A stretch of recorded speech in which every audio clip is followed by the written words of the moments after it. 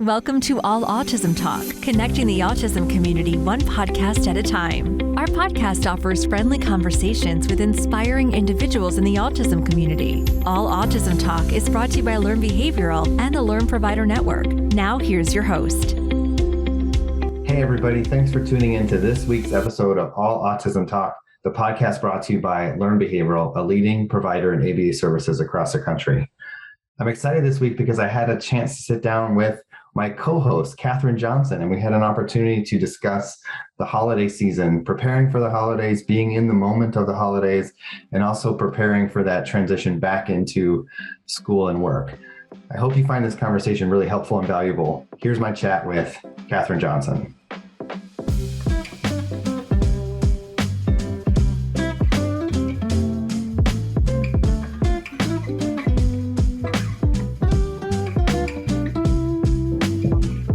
Katherine, it's so great to have you on as like us just talking and us just connecting. I feel like you get to host and I get to host, but we never actually get to do episodes together. This is so It's fun. been a minute. Yeah, we had a string of them a while back, but I feel like that was going on a couple of years ago now.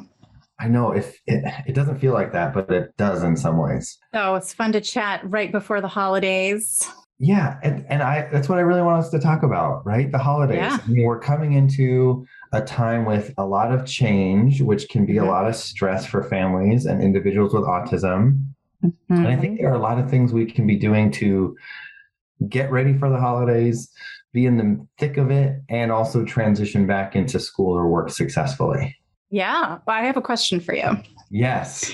Okay. So somebody gave me this really good icebreaker, and it was basically you would go around and have everybody say what is the best advice that anyone has ever given you. And so I'm wondering, with regard to the holidays, what's the best advice that someone has ever given you with regard to handling the holidays with your kids, and maybe what's the best advice you've ever given? Either one. Great question. I think for me, it's all about expectations, right? And the best advice I was given was adjust your expectations, right? So when we had kids, it was recognize that kids are going to operate on their schedule, and whatever you thought was going to happen, you thought you were going to have a turkey dinner at 4:00 and, the oven, it's isn't quite cooking fast enough, right? Or whatever. It was just adjust your expectations. Because something's going to go wrong, and you've just got to be okay with it, right? Like you're not going to have the picture perfect, Christmas or holiday movie. It's not going to go that way, and so be okay with it ahead of time. Yeah, that is really good advice. I think so. For me, I would say the best advice somebody ever gave me is to separate my particularly around holidays or big events, to separate your time in your head around here's time when I am preparing for this event versus here's time when I am enjoying it. I'm no longer in that preparation mode to really be in the moment. But for me, that also really set up how important it is to sort of have those moments where you're preparing for the thing, where you're thinking about the thing, where you're, putting things in place to make sure the thing goes well. And then when you're actually in it, you can really just be present. Right. I'm thinking about meal planning. For us, that's a big thing in our house because you have to find the recipe, then you've got to go shopping for it. Then you've got to prep all the ingredients and cook it and time it so it all happens at the right time. But then at that moment, when it's all there, then great. Mm-hmm. You're not in preparation mode anymore. You're in enjoyment mode. Yeah, exactly. Yeah, I feel like you can do that also if you want your kids to help your kids or to have your kids help you cook. Mm-hmm. You can do some preparation around that in advance. So my kids are a little bit older now, so they can actually the measuring of the things and the mixing of the things and all of that they can do, and they can actually sort of start to read the recipe, and it all becomes a little bit of a learning experience. Mm-hmm. But a couple of years ago, I would actually when they were little, I would actually make dough in advance. And then that was my preparation time. And then when it was time to enjoy making cookies, it was we would just grab the dough out of the refrigerator, and all they had to do was be doing the cookie cutters. Yeah. or like make the cookies in advance and all they have to do is frost them. Or you can, if you have like sort of like a more, complicated recipe, you can actually like just measure out all of the ingredients in advance so that they can, if they're at the stage where they can pour, but they can't necessarily wait for, the 30 seconds that it takes you to measure the thing, they can still sort of like, if you're measuring the thing beforehand, they can still cook with mommy or cook with daddy, because you've got everything all measured out and they don't have to wait for that. That waiting part is like killer. Yeah. One thing about cooking that's really tough for me is I like things to be really neat and tidy. And so when my kids help with cooking, it's just not. And I think that's something that I have to be okay letting go of control. Right. And just saying like, all right, this is going to make a mess. We're going to spill flour. I didn't know this about you, Richie. Yeah, are you a neat freak? I am in all the areas I can be. I absolutely am. Yeah. Okay. Yeah. But like, it's like, so, if they spill chocolate chips and we're making chocolate chip cookies, that's fine. And like, I think half the ingredients end up in the bowl when I cook with my kids versus them eating the other half or spilling or whatever. And so it's just back to those expectations of like, just being okay with that. Just like have fun with the project, enjoy it, be in the moment, to your point, make sure that we're, building on the success and just enjoying the quality time that we don't always get. What are some other things that you think we could sort of like plan in advance or, sort of like relegate to that part of your time when you're actually like sitting down to prepare for the thing or start the thing before you're ready to enjoy? What are some things that parents can plan and do in advance? Yeah, it's a good question. I mean, I'm always thinking 2 weeks ahead, right? For the clients that I worked with and for my kids as well. And so one of the things I always like to do is I think, man, school break is coming up, right? What can I ask the teachers? And so I spend the 2 weeks before holiday breaks or winter breaks or whatever it may be, asking teachers for extra assignments or if they have homework or things that my children or my clients didn't finish, so that we can build that into some structured time once we get started, right? And sometimes it's a little worksheet, sometimes it's an arts and crafts project, sometimes it's, if they're making 20 of them, if the teacher's making 20 of them, can they make 21 and we can do it again as a family? That way it's, yes, they've had practice with it and they've had experience, but it's not just, 20 hours of unstructured time a day or 15 or whatever it may be, the waking hours. That way we can build in a project as a family, if that makes sense. You guys do that a lot? I'd like to say yes, we do it sometimes. My kids are really into making books right now. And so it's, here's a stack of paper and we all color and do those things and then staple them together. And then, but That's I think awesome. it's so great, as a clinician, it's one of the things I always try to push, right? If we go from a highly structured, organized day to an unstructured day, it's going to be really hard for the individuals we work with and their families. And so it's great if we can build in a 20-minute arts and crafts. Great, let's do that. If we can build in a 20-minute worksheet or whatever, great. What about for you? How do you prepare for those holiday breaks and things like that? I like to plan. First of all, I have to plan for downtime because I always forget that all of the holiday excitement and all of the events and all of the like sensory experience that goes along with all of those things really takes a lot out of my kids. And so now finally, many years in, I'm realizing as I plan, not only do I just want to make sure that I'm only planning enough for us to do and never too much for us to do. Once you get to the too much, it stops being fun. Yeah. But then also making sure that like, if we're doing, if we're doing some big holiday party where there's going to be loud noises and there's going to be a lot of people and all of that, not only do I need to like sort of plan for that event itself, but big picture, I also need to plan to not make plans the next day. The next day, my kids need to lay around the house and like do their favorite things and be on electronics and read and, you know, just sort of have a quieter, like less stimulated day. Yeah. I take my kids for a drive and they'll fall asleep in the car. And so that's the only time that my kids fall asleep.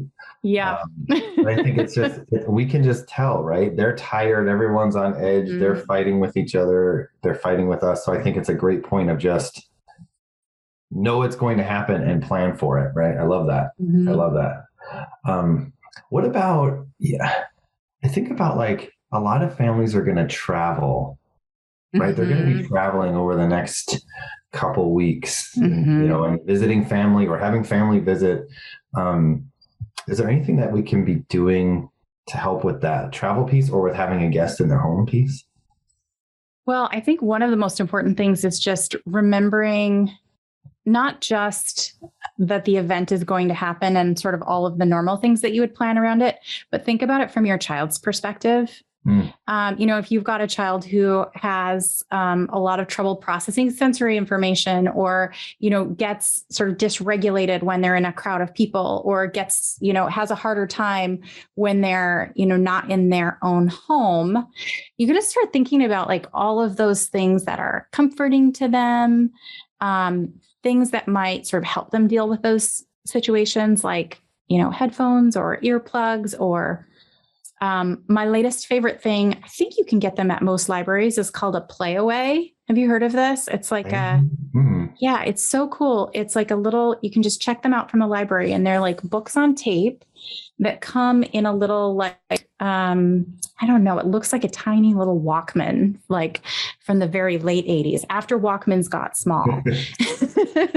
And it just has like one book on it, but it comes with like the headphones and everything. So you can just check it out and it's like a little book on tape. And that's something that can sort of like reduce sensory stimulation for kids who are sort of like in a crowd or, you know, at an event where there's more people than they would prefer. Or if they're bored, you know, they're on an airplane or they're in a car. And, you know, you can get ones that are just, you know, specific to their interests. And just making sure that they have also like those little creature comforts, you know, like their loveys, their, you know, their special stuffed animal, if they have like a special cup that they like to drink out of, you know, whatever sort of like interests they have or things that they love at home, like really think about what this situation is going to feel like to them and plan those things that are going to make them enjoy it. Yeah. I mean, I do the same thing when I travel, right? I wear comfortable clothing, right? I make sure that I've got a jacket because it gets cold on the plane sometimes, you know, I think some of those things are just things to think about and prepare for. And it's also good if you're driving, you know, talk about it ahead of time, right? You know, we talk about where we're going and how long it's going to take. And when we go to visit my parents, it's about a 4-hour drive. So great, we're going to be in the car for this time and, you know, talk about bringing books or, you know, planning activity, whatever it may be, and making sure that there's like at least a thought of where we're going. And like my kids, and I've done this with families I've worked with in the past. It's like, great, we're going to go see these people, right? It's all about the preparation. We're going to go see these people. Here's what their house looks like if you have pictures of it. Here's you in their house last year if you have pictures of it. I think, and if possible, maybe it would be good to do a video chat or a Zoom meeting or something where the people on the other end can help, right? Can show around the home so that it's a little more comfortable when they get there. Yep. And I think, you know, you can do a picture schedule too. If your kid is used to a picture schedule at home, for sure, invest in the time in making a travel picture schedule. We always had a travel picture schedule. Now my kiddos are old enough and can both read. So now I can actually just write it down, what we're going to do. But that's really, really important. I find that it's so much easier for them to, you know, stay emotionally regulated, be able to, you know, when they know how long it is until, you know, the next thing, how long it is until the next break, how long it is until the next meal. And also just, I don't know, one of my kids in particular really needs to know, what are the things that I have to do today? And what are the things, you know, where are the places that I get to do whatever I want? And sometimes we forget to do that when we're, you know, sort of when school is not in and, Right. you know, it's supposed to be all, you know, from our perspective, it's all fun stuff that we have planned for the day. Right. But from their perspective, they're like, oh, you know, it's a little overwhelming. It's overwhelming. And as particularly when they don't know what to expect. So picture schedules and lists.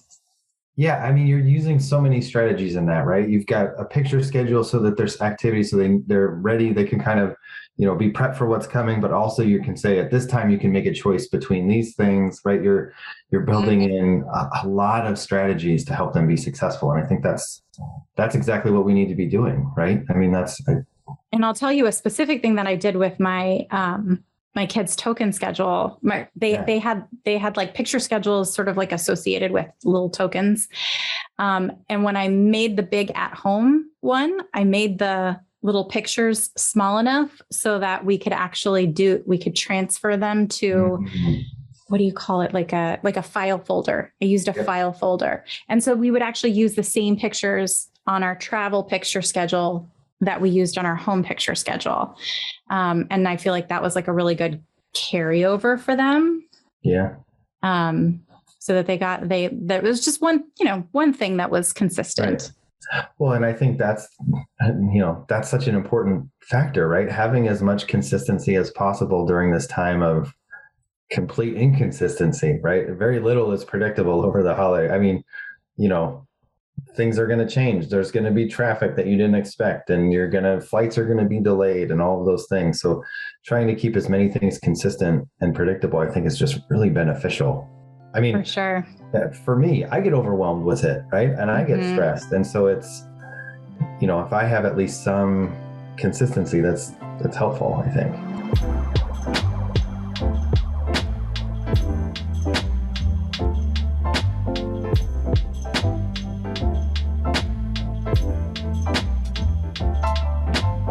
You know, one of the things I think about with consistency is bedtime routines.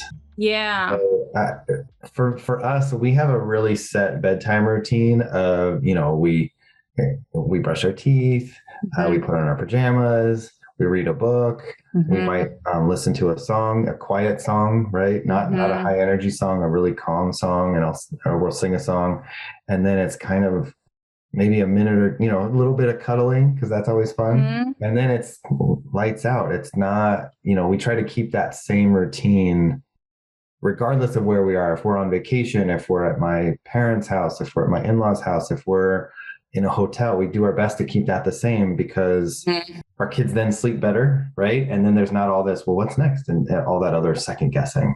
I know, it's so hard when you're on vacation. I know when I'm on vacation, particularly with my family, because all of my nieces and nephews are much older than my kids. So my kids end up staying up like a half hour late one night. And then the next night they stay up an hour late. And then it just keeps on going. And then, you know, we reach that like critical point where there's like a huge lost day of just all we have is tantrums and meltdowns. Yeah. Yep. Yes. Do as we recommend, not as we do, or not as I do anyway. Keeping a consistent bedtime is terrific. And so it's not going to be to the minute the same bedtime, right? Things are going to happen. Fun events are going to happen. I think it's just good to be mindful of, if you let it go an hour, 2 hours, 3 hours, you're going to have a problem in the morning, because kids wake up at the same time, right? They generally don't sleep in. Their circadian rhythms are pretty predictable. And so if you're getting 2 or 3 hours of sleep for a couple nights in a row, you're going to end up with the grumpy day. Yeah, exactly. So we've kind of like moved away from like the planning of all of the things into the like enjoying of, and, you know, in the middle of all of the things. And I'm wondering, do you ever take your kids to like holiday parades or holiday events or holiday parties? Will you be doing that this year, or? Yeah, we do a little bit of all of it, right? We do a little bit of all of it. And one of the things we try to do is I give my kids the choice of where we're going to be at those events. So for example, if we're going to, there's a big holiday parade where I live in San Diego, and lots of lights and lots of noise and lots of singing and all those things. And so I give them a choice of where we're going to be in that, you know, how I guess, how much we're going to be embedded in the chaos versus on the periphery, if you will. And sometimes they want to be in the middle of it and they want to be in the thick of it and surrounded. And sometimes they're like, let's stand back a little bit. Or I also let them bring, if they want to bring earplugs, that's fine too, because it just gets chaotic. Yeah. And one of the other thing that I try to do is I try to pay attention to the things that aren't being said, right? So when I see a change in their behavior, my daughter in particular, when she gets really tired, she starts to get really, I guess floppy is the right word. Like she's more clumsy. She trips over things. If she's sitting on my shoulder, I can feel her laying on my neck, or trying to lay down, things like that. So that's a cue to me to say either she's overwhelmed or she's getting tired and we've got to move somewhere. Yeah, for sure. What about for you? Do you do those events? We do. We have a family friend who gives a big party every year. We celebrate Christmas and she does a big Christmas party. And it's one of those things that I just, you were talking about setting expectations earlier and going to parties. I'm an extrovert. I love a party. I will be the first one to come and the last one to leave.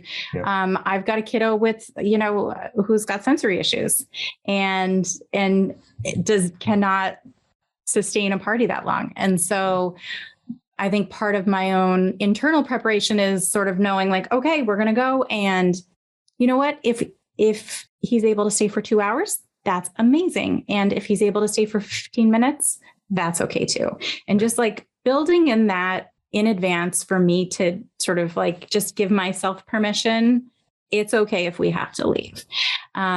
And then if we have to leave, I'm not as sort of overwrought, I guess. It's right. Just sort of like I've already planned that in my mind.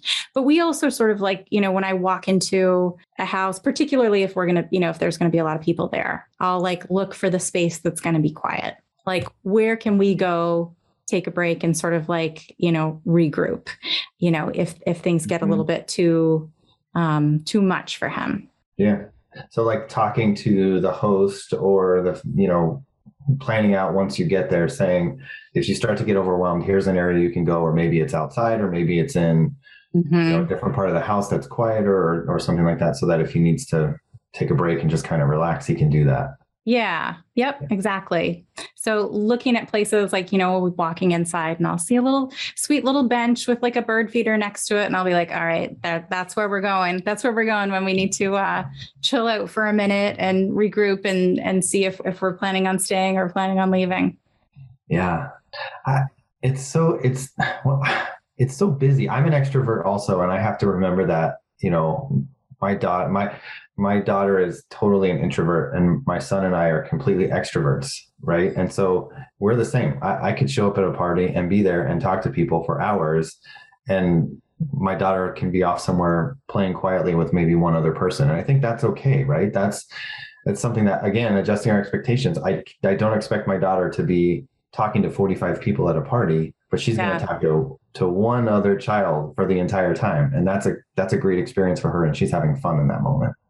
So you're a much better parent than I was when my daughter was your daughter's age, because she used to ask me if we could go potty. And I'd be like, sure, you have to go potty. Wonderful. Take her to the bathroom. She'd sit on the toilet and just be so happy to sit there and talk to me and stroke my hair. It took me a really long time to figure out she did not have to go potty. She just wanted to be alone with her mom. She just needed some quiet time. She just needed some quiet time. That's a great point though, right? I mean, all kids communicate in different ways. And so it's the message behind the message. Yeah. Everything is communication. If you see vocals increasing, if you see, physical stims increasing, if you see, changes in their affect, all of that, like it's really important to ask yourself, what are they experiencing right now? Right. Even kids who can talk, even kids who are really vocal, sometimes they're not going to communicate to you with their words. They're going to communicate with their behavior, with their body language, or with their facial expressions. Right. I think I see some kids say, I just have a tummy ache, or I have a headache, or I don't feel good, but they can't necessarily articulate any specifics.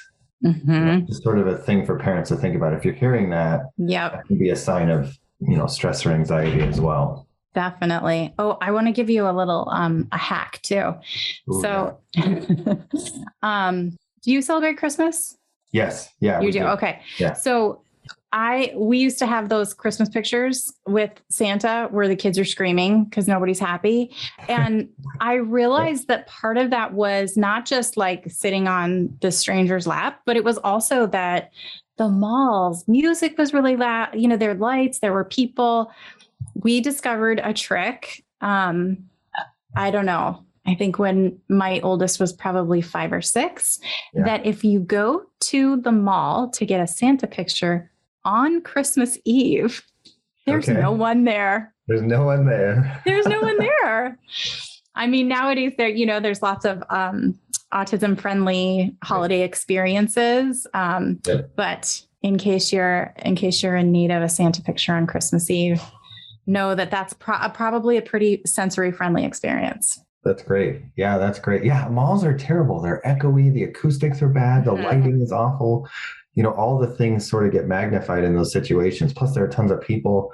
I love that. I mean, families can also hopefully Google search and find in their areas, a sensory friendly Santa or things like that. I know we've done a few of those, and we've had some other, other groups that we've worked with in the past have had those sort of across the country. So those events are great. Yeah.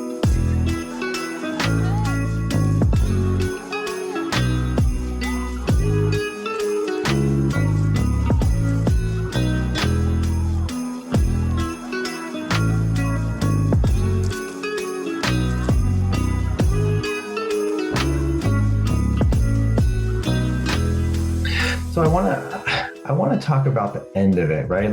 So we've sort of built into the holidays. We've talked about how to make it through, maybe the day of and some adjusting expectations.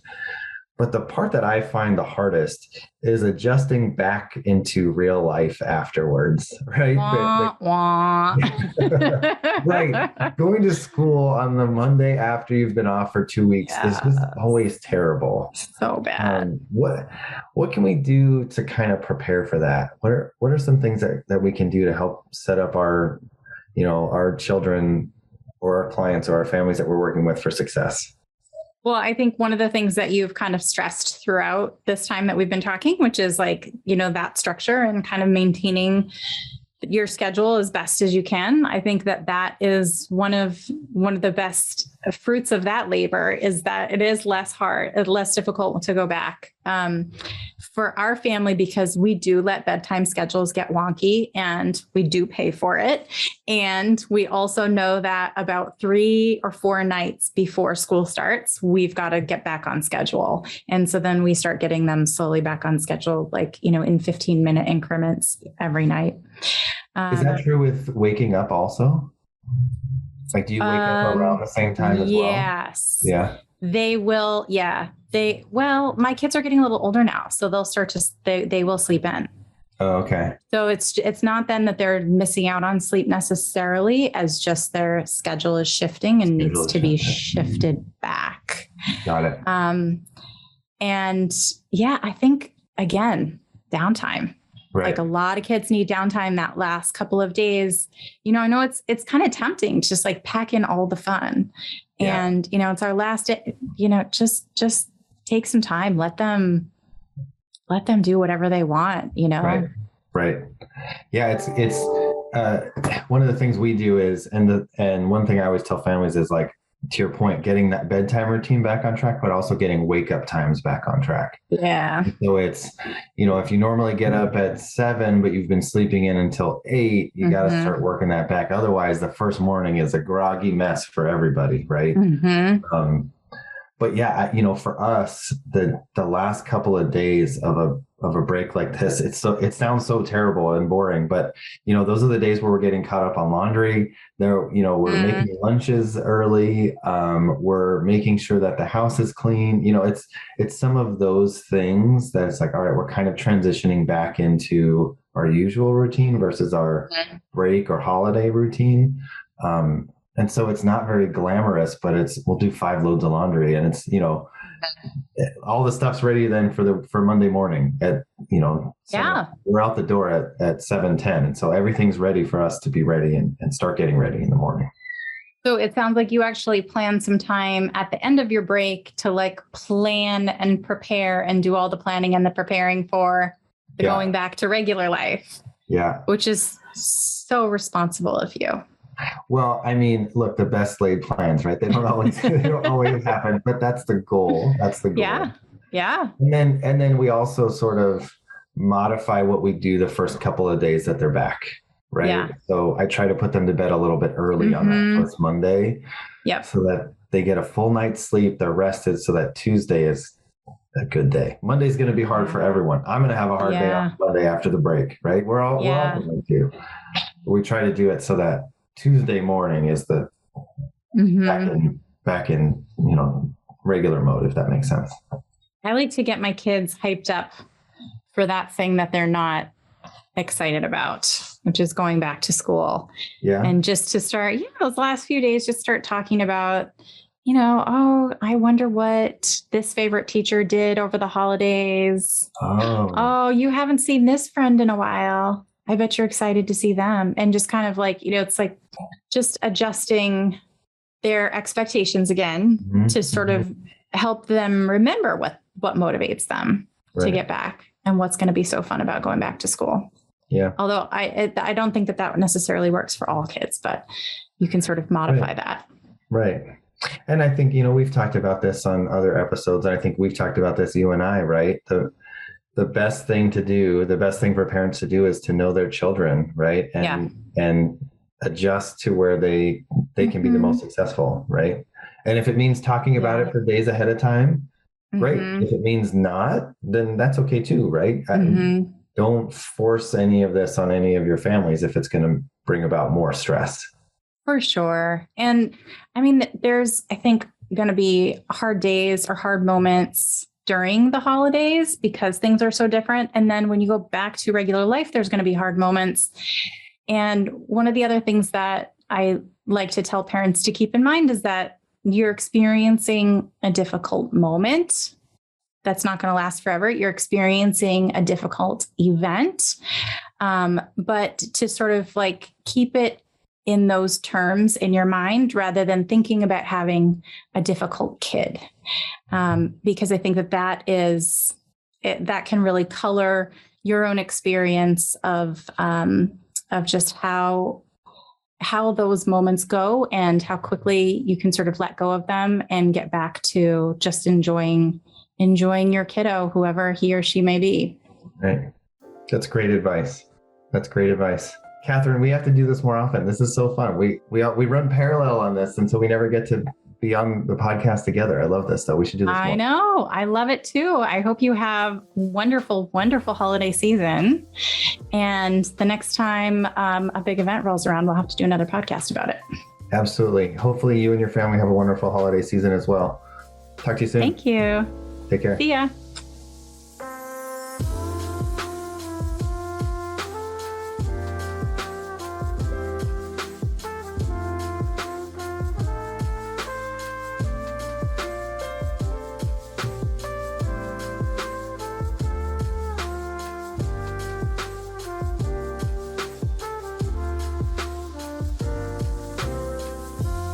I hope you enjoyed Katherine and I's thoughts and insights into preparing for the holiday season. One thing we didn't talk about that we should mention is making sure you have all the safety equipment and medical equipment you may need. So things like, special locks or medications or EpiPens or things you should be preparing to bring with you.